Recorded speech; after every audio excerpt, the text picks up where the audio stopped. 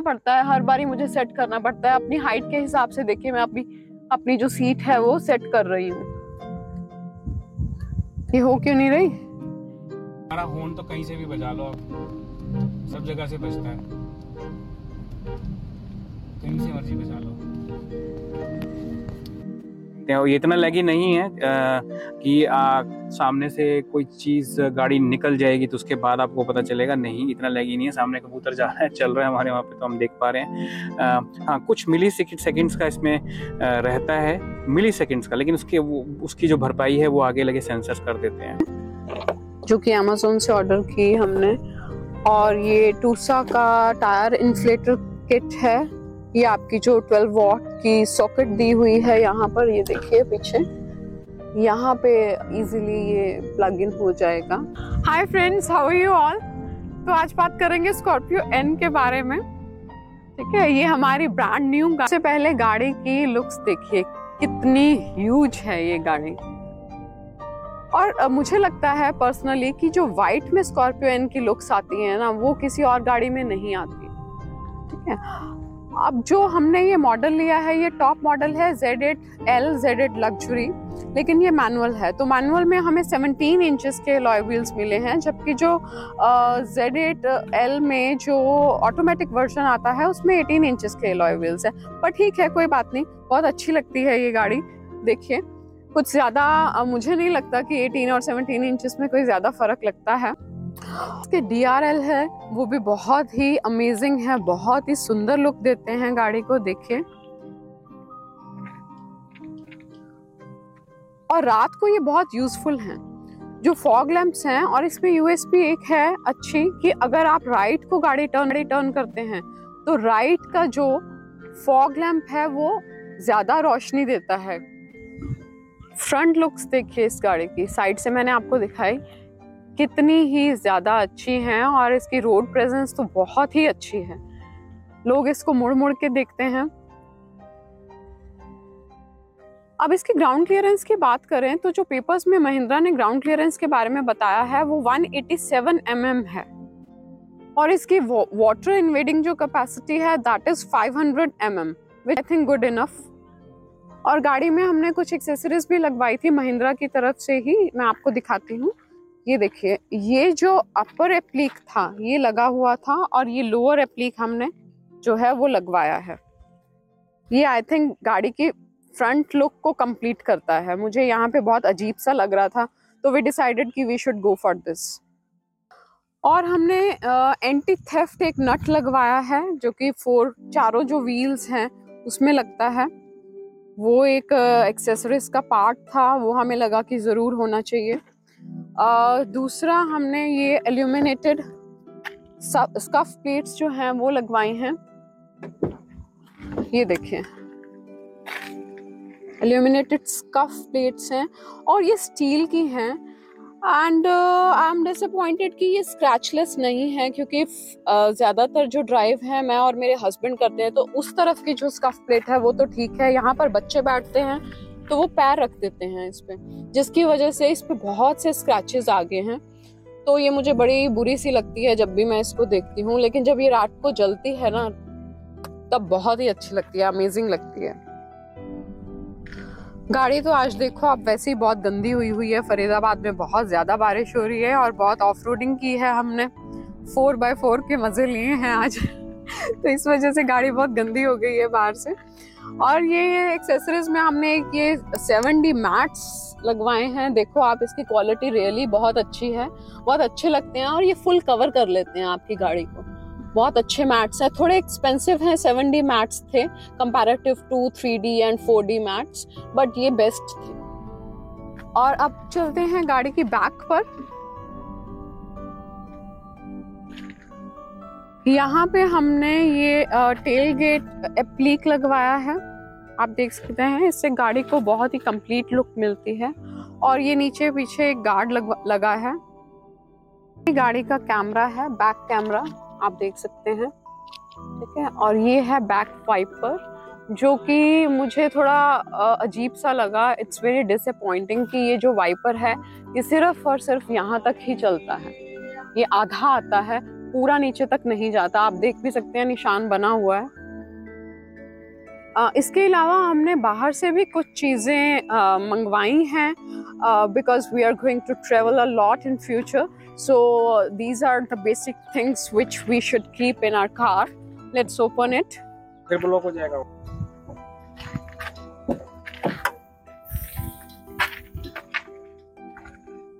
ये puncture kit है जो कि अमेज़न से ऑर्डर की हमने, और ये टूसा का टायर इन्फ्लेटर किट है। ये आपकी जो 12 वॉट की सॉकेट दी हुई है यहाँ पर, ये देखिए पीछे यहाँ पे इजीली ये प्लग इन हो जाएगा। और ये जैसे मैंने आपको बताया कि एंटी थेफ्ट हमने जो नट्स लगवाए हैं चारों व्हील्स में, और जो ओरिजिनल नट्स थे वो निकले थे तो वो उन लोगों ने हमें वापस कर दिए, प्राइम महिंद्रा वालों ने। अब गाड़ी का स्पेस दिखाती हूँ मैं आपको अंदर से। ये देखिए, यहाँ पे अगर कोई ज्यादा हेल्दी लोग नहीं है घर में तो आराम से 4 लोग मुझे लगता है कि बैठ सकते हैं बीच वाली सीट्स में। बहुत ही स्पेशियस गाड़ी है। मैं आ गई हूँ गाड़ी के अंदर, और जैसे कि आप देख सकते हैं यहाँ पे एक 1 लीटर की बोतल पड़ी है डोर में, और ये इजीली हम इसको निकाल सकते हैं। जब हमने स्कॉर्पियो एन बुक कराई थी तो हमने एक वीडियो देखा था जिसमें कि किसी ने बोल रखा था कि ये बोतल यहाँ से निकालनी और रखनी मुश्किल है, क्योंकि ये जो बोतल रखने की जगह है ये सीट के बिल्कुल साथ है, तो बोतल रखनी बहुत मुश्किल हो जाएगी। पर ऐसा कुछ नहीं है, देखिए मैंने आपको अभी दिखाया, आराम से बोतल आप निकाल सकते हैं और आराम से आप बोतल रख भी सकते हैं।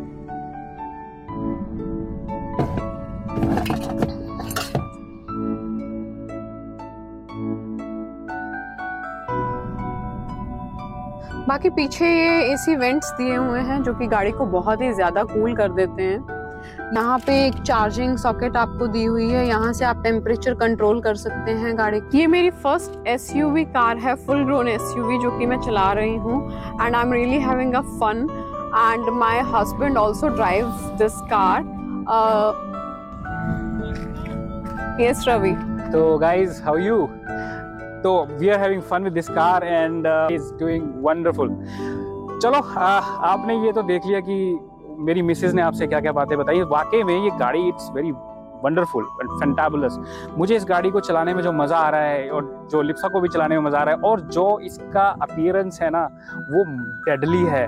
लोग रुक जाते हैं, रास्ता देते हैं गाड़ी को लिए। और बाकी और चीज़ें बताऊं, 4x4 जो इसकी कैपेबिलिटी है वो मेरे ख्याल इस सेगमेंट में और किसी गाड़ी में नहीं है, और ना वो होने वाली है। ठीक, और इतने पैसे में यानी 25 से 30 लाख की रेंज में मुझे नहीं लगता कि कोई गाड़ी में ये फीचर अवेलेबल है, और ना ही वो होने वाला है। आप एसयूवी की बात करते हो, स्पोर्ट्स यूटिलिटी व्हीकल, वो व्हीकल तभी स्पोर्ट्स कहलाएगा, कहने का मतलब है स्पोर्ट्स यूटिलिटी व्हीकल तभी कहलाएगा जब उसके अंदर 4x4 फीचर हो। अगर आपने उसके अंदर 4x4 फीचर नहीं दिया तो वो एसयूवी कैसे हुई? मैं ये नहीं कहता कि वो एसयूवी नहीं है, बट यस कि एक्चुअल में जो ये कॉन्सेप्ट था एसयूवी वाला वो 4x4 कैपेबिलिटी के साथ ही आया था, जो कि ये गाड़ी उसको ट्रूली करती है, सेटिस्फाई करती है उस कंडीशन को कि 4x4 कैपेबिलिटी इसके अंदर है। आप इसको कहीं पे भी ले जा सकते हो और ये कहीं आपको धोखा नहीं देगी। बाकी हम इस साइड आ गए हैं। अब इस साइड से मैं आपको बताता हूँ कि गाड़ी के अंदर अगर आपके पास की है, मेरी पॉकेट में है इस वक्त की, मैं आपको की दिखा देता हूँ। ठीक है, की को पॉकेट में रखना है, आपके पास रिक्वेस्ट सेंसर है, आपने सिर्फ इसको पुश करना है, गाड़ी आपकी ओपन हो जाएगी। गाड़ी ओपन होने के बाद आपको अंदर जाना है। अंदर जाने के बाद आप डायरेक्टली ऐसे नहीं चढ़ोगे, आपको चढ़ोगे तो आपको एकदम ऐसे पैर रखना है, यह पकड़ना है, और यहाँ से आप ऐसे बैठोगे इसके अंदर। और उसके बाद जो कमांडिंग जो व्यू आता है ना आपका, वो माइंड ब्लोइंग है आप। ठीक है, और बाकी मैं इसको और ऊपर कर सकता हूँ। और ये जो फीचर है इसके अंदर ये भी काफी अच्छा है, जो कि पुरानी स्कॉर्पियो में नहीं था।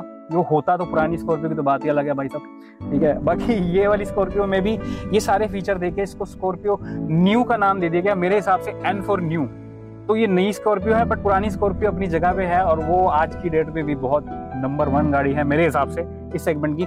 लेकिन इसके अंदर काफी सारे एक फैमिली को ध्यान में रख के फीचर्स दिए गए। तो अब लिप्सा से भी पूछ लेते हैं कि उसका एक्सपीरियंस कैसा है गाड़ी चलाने का और क्या वो इस सीट से सेटिस्फाइड है कि नहीं। हाय।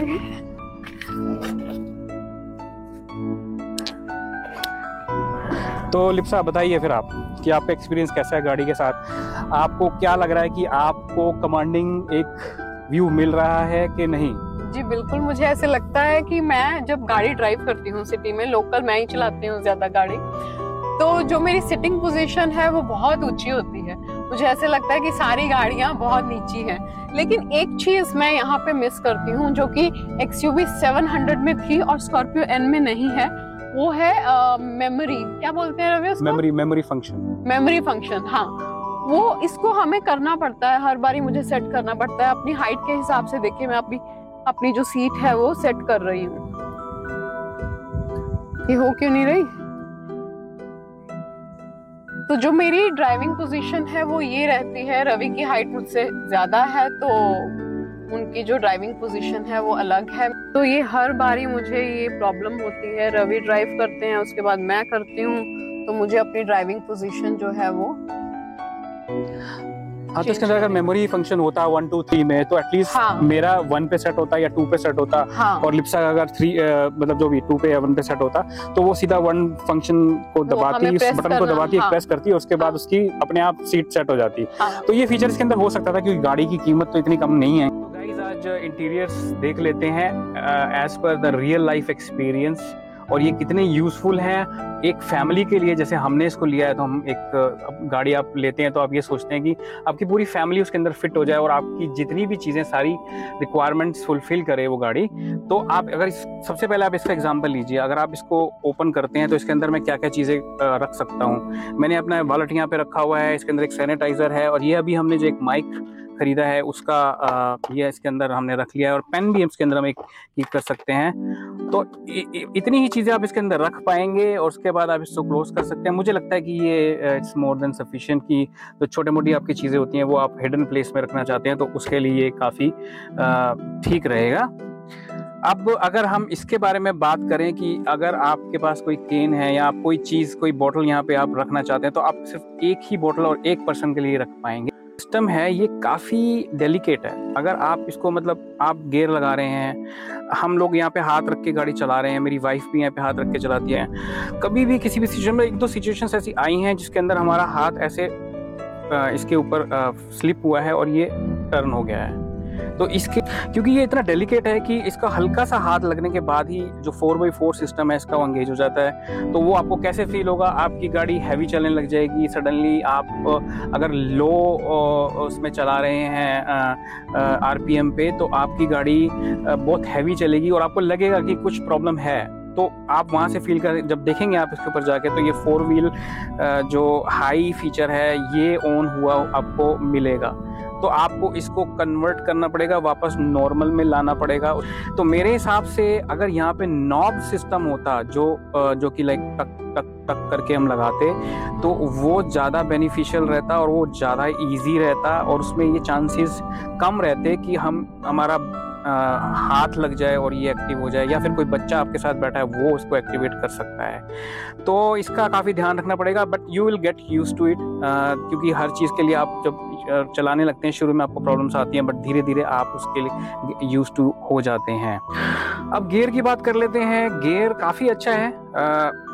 आप जब गियर को एंगेज करते हैं तो यू कैन फील कि आप पहले गियर में हैं, आप दूसरे गियर में हैं, आपने पहला गियर लगाया, आपने दूसरा गियर लगाया, क्योंकि वो इतनी आवाज़ करता है। देखो आपको अभी भी आवाज़ आ रही होगी, ठीक है, आपने पहला गियर लगाया, सेम ऐसे ही गाड़ी जबकि स्टार्ट है तो भी उसके अंदर भी ऐसी आवाज़ आती है। सेकंड है, इसके अंदर भी आवाज़ वैसी ही आएगी।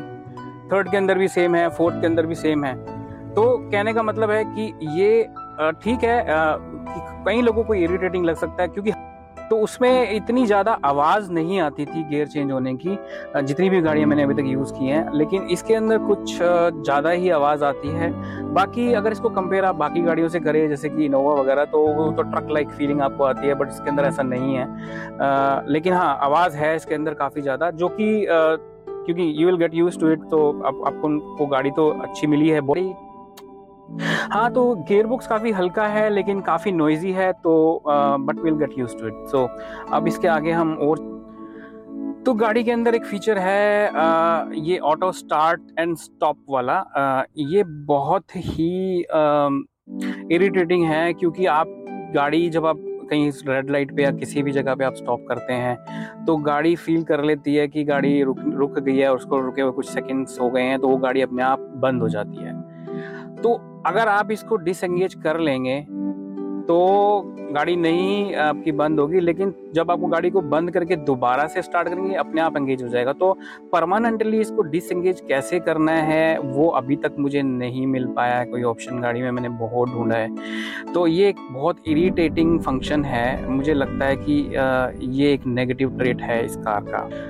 हाँ, स्टॉप गोइंग ट्रैफिक में ये बहुत प्रॉब्लमेटिक है, क्योंकि आपको एसी उस वक्त चाहिए और आपका ब्लोअर ऑन हो जाएगा लेकिन एसी आपका बंद हो जाएगा, तो काफ़ी इरिटेटिंग है। तो ये फीचर जो है ये स्टॉप गोइंग ट्रैफिक के लिए नहीं बना है, तो इसको डिसएंगेज ही रखिए। अगर आप एक बार गाड़ी स्टार्ट कर लें तो साथ के साथ डिसएंगेज कर लें, और वो आपको वैसे ही रखना पड़ेगा काफ़ी देर तक। चलो अब दूसरे फीचर की बात कर लेते हैं। ये हजार्ड लैंप है, तो which are good. I mean in every car you find this particular button, तो ये इसमें भी काफ़ी अच्छे से काम करता है, नो वरीज।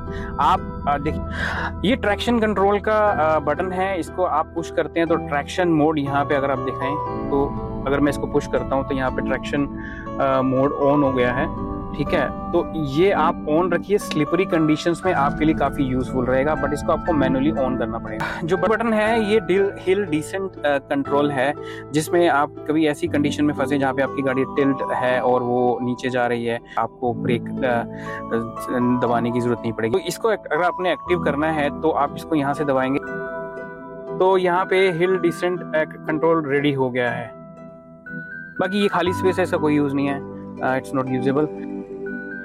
तो अब जैसे आप देख सकते हैं ये जो एसी है, एसी यूजेबल कैसे है कि आपके लेफ्ट साइड में अगर कोई बंदा है तो उसको अपने हिसाब से सेट करना है टेम्परेचर, तो वो इस नोब को हिला सकता है। तो 27 डिग्री हो गया, इधर 22 डिग्री सेल्सियस हो गया, ठीक है। अगर मैं यहाँ पे सेट करूँ अपने लिए तो यहाँ पे 23.5, 24, 25, तो यहाँ पे हम अपने हिसाब से सेट कर सकते हैं। यहाँ पे जो सेट करेगा वो अपने हिसाब से करेगा, तो ये दोनों तरफ यूजेबल है और बहुत अच्छा फीचर है। तो एक तरफ आपको गर्म हवा मिलेगी और दूसरी तरफ आपको चिल्ड हवा मिलेगी।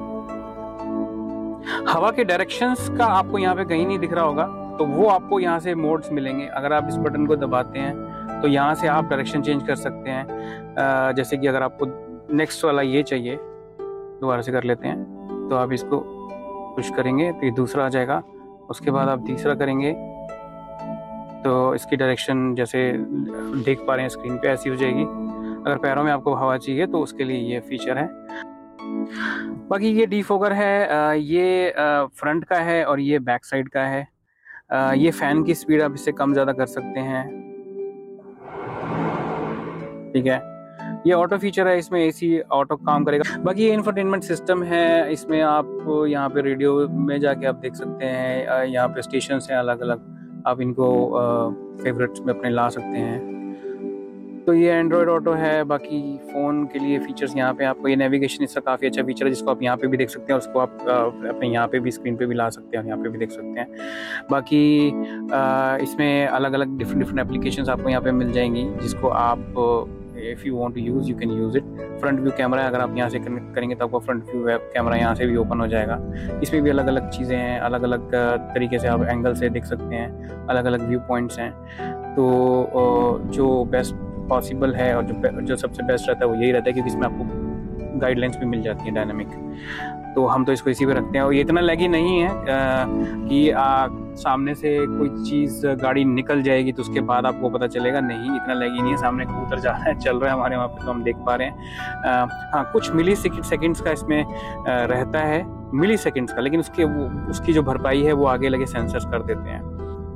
बहुत लोग कह रहे हैं कि बहुत बुराई कर रहे हैं इसकी कि भाई कैमरा बहुत ज़्यादा लैगी है, कि गाड़ी निकल जाती है उसके बाद हमें पता चलता है कि गाड़ी निकल गई है, लेकिन ऐसा नहीं है। आप कैमरे में देख के हर वक्त ड्राइव नहीं कर सकते हैं। ये किसी टफ सिचुएशन में जहाँ पे आपको लगता है कि आपकी गाड़ी नहीं निकल पाएगी, वहाँ पे आप इसकी हेल्प ले सकते हैं और ये बहुत कारगर साबित होता है वहाँ पे। अगर आप इसको कंपेयर करेंगे अल्काज़र या फिर और किसी गाड़ी से, मतलब XUV 700 को छोड़कर, तो ये काफ़ी अच्छा कैमरा है और इसकी क्लैरिटी गुड इनफ है। तो बाकी ये बैक गियर का भी देख लेते हैं कि बैक गियर का कैसे है। बैक गियर का भी देखिए, जैसे बैक गियर लगा अपने आप हो गया, इसकी भी डायनेमिक गाइडलाइंस है। ठीक है, इस कैमरे की भी क्लैरिटी इतनी अच्छी नहीं है, बट गुड इनफ है, आपको किसी सिचुएशन में फंसने नहीं देगी और आपकी हेल्प करेगा ये पार्किंग करने में, और काफ़ी अच्छे से काम करता है। रात में भी पीछे काफ़ी लाइट, जो पीछे पार्किंग लाइट्स हैं वो काफ़ी उजाला कर देती हैं कि आपको ये कैमरे के साथ मिल के वो आपको इतना हेल्पफुल रहता है कि आप इजीली कहीं पे भी किसी भी टफ सिचुएशन में गाड़ी पार्क कर सकते हैं।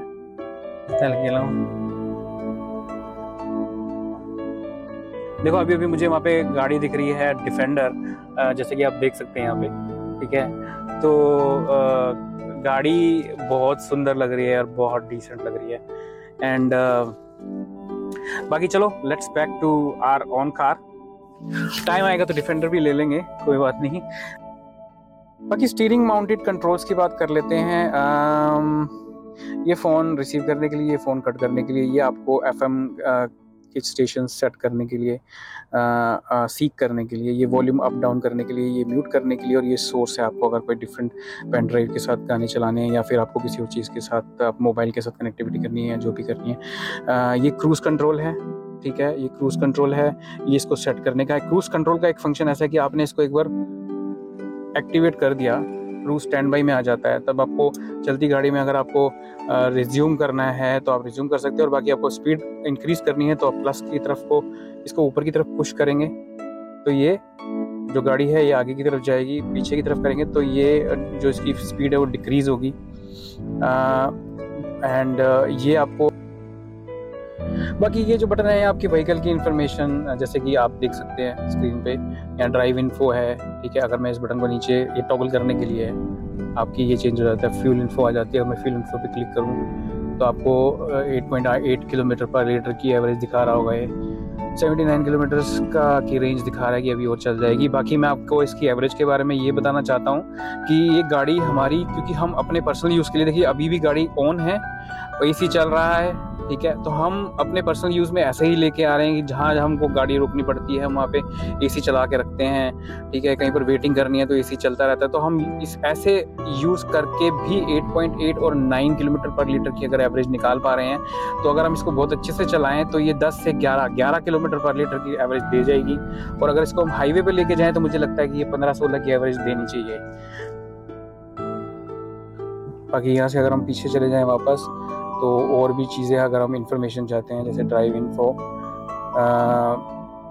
ठीक है, इसके अंदर आप देख सकते हैं कितना डिस्टेंस अभी तक गाड़ी चल चुकी है। 435 किलोमीटर अभी तक हमने गाड़ी चलाई है, जो कि ज़्यादा नहीं है। और ये ड्राइवर अटेंशन लेवल है, जो कि ड्राउजीनेस डिटेक्शन करता है। तो गाड़ी आपको मॉनिटर करती रहती है कि आपके मतलब क्या अटेंशन लेवल है। ये टॉप मॉडल है, इसलिए इसके अंदर ये वाला फीचर मिलता है जो बहुत यूजफुल हो सकता है। अभी तक मैंने इसको फील नहीं किया है, हाँ, लेकिन यहाँ से आप मॉनिटर कर सकते हैं। यहाँ से आप देख सकते हैं कि आपका अटेंशन लेवल क्या है। तो कार इज मॉनिटरिंग यू। अब बाकी ऐसा कभी वैसे ज़रूरत ना पड़े, अगर पड़ेगी तो मैं आपके साथ ज़रूर शेयर करूँगा फ्यूचर में कि कैसे गाड़ी आपको साइन देती है, या गाड़ी आपको कैसे मतलब क्या इसमें ये वाइब्रेट होने लग जाता है या क्या होता है। वो अभी तक मुझे कुछ भी एक्सपीरियंस इसका नहीं हुआ है। बाकी इसका एक बहुत अच्छा फीचर है जो मैं आपको दिखाना चाहूँगा। अगर हम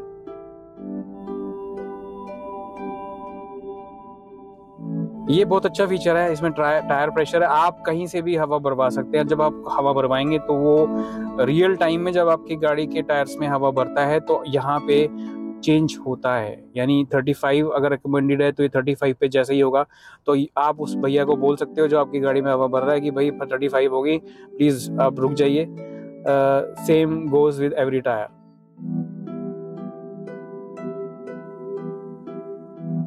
बाकी ये लाइट के फीचर्स है, इसमें ऑटो ऑफ और ये मैनुअल है। अगर इसको हमको जो रिकमेंडेड है वो ऑटो पे रखने का है। लाइट इसकी काफ़ी अच्छी है, जैसे ही थोड़ा सा अंधेरा होता है लाइट अपने आप एक्टिवेट हो जाती है। बाकी ये पीछे की लाइट्स के लिए जो ये है ये फॉग लैंप्स के लिए है। आपको आगे के फॉग लैंप्स को एक्टिव करना है, ऑफ करना है। बाकी इसको मैंने अभी ऑन ही कर रखा है, इसको मैं ऑफ कर लेता हूँ। बाकी ये वाला फीचर है, देखो इसको हमने ऑटो पे रखा हुआ है। मैं इसको अगर नीचे करता हूँ तो ये ऑटो वाइपर ऑन हो गया है। ठीक है, ऑटो वाइपर ऑन बाहर, क्योंकि बारिश हो रही है इसकी वजह से ये ऑटो में वाइपर जो हैं ये चलते रहेंगे, और जैसे जैसे बारिश तेज होगी वाइपर अपने आप तेज हो जाएगा। तो अगर मैं इसको ऑफ करना चाहता हूँ तो मुझे इस लीवर को ऊपर को प्रेस करना है, तो ये जो है ये डिसएंगेज हो जाएगा, ऑटो वाइपर ऑफ हो जाएगा। जैसे गाड़ी बैक की है मैंने, ठीक है, पीछे यहाँ पे रेड लाइन पे दिखा रहा है, तो ये जो रेड लाइन से अब कितना गैप है ये आप देख सकते हैं, और पीछे से आप बीप बीप की साउंड भी सुन रहे हैं। ठीक है, अगर और पीछे करूँ मैं,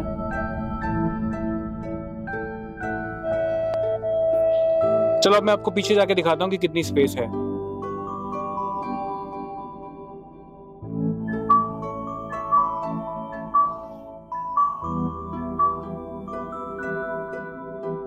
बारे में भी अगर हम देखें तो सनरूफ भी वन टच में ये ओपन हो जाता है और वन टच में ये क्लोज हो जाता है, बट ये जो है इसको मैनुअली क्लोज करना पड़ेगा, बट ये ओपन वन टच में हो जाएगा।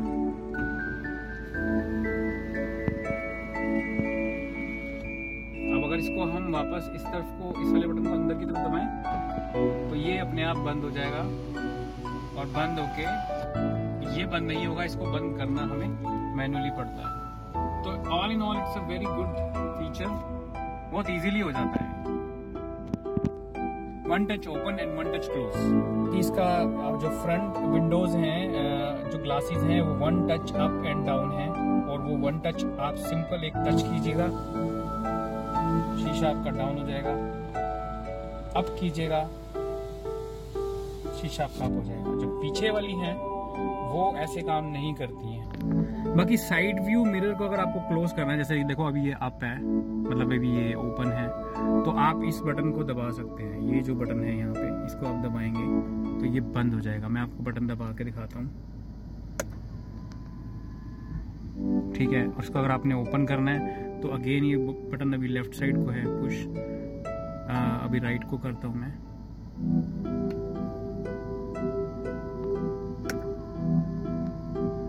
तो ये खुल गया। फिर से लेफ्ट को करते हैं,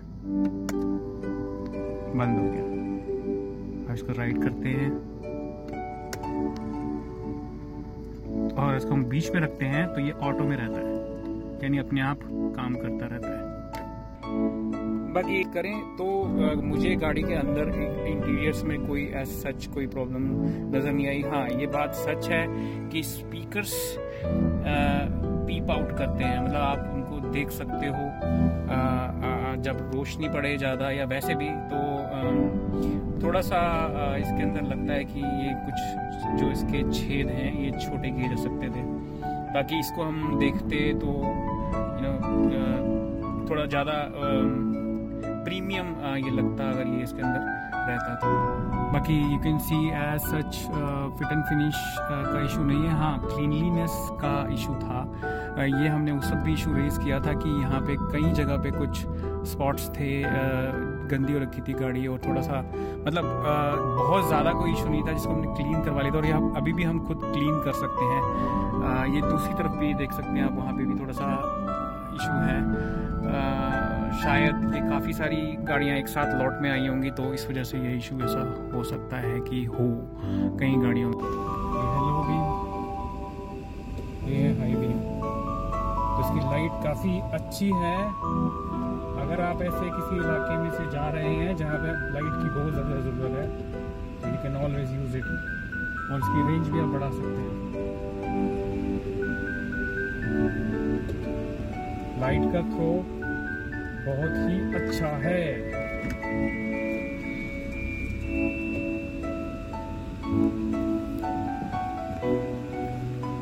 और इसकी फॉग लैंप्स भी हैं, उसकी रोशनी भी है।